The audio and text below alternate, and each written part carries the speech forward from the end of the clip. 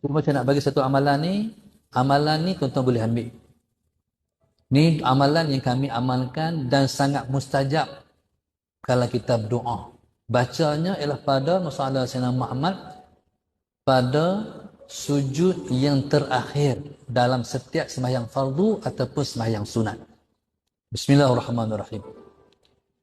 Doa tu bunyi macam ni.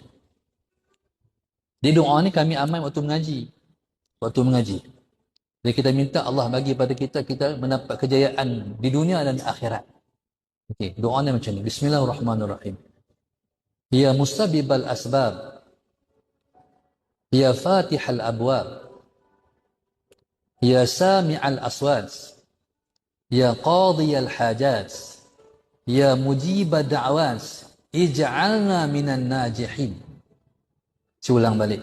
Ya musabbibal asbab, ya fatihal abwab, ya sami'al aswat, ya qadiyal hajat, ya mujibad da'awat, ij'alna minan najihin. Ya musabbibal asbab, wahai Tuhan yang menjadi penyebab pada semua sebab. Ya fatihal abwab, wahai Tuhan yang membuka semua pintu-pintu. Ya sami'al aswat, wahai Tuhan yang mendengar semua suara. Ya qadiyal hajat, wahai Tuhan yang menunaikan semua hajat-hajat. Ya mujibad da'awat, wahai Tuhan yang memperkenan semua doa-doa.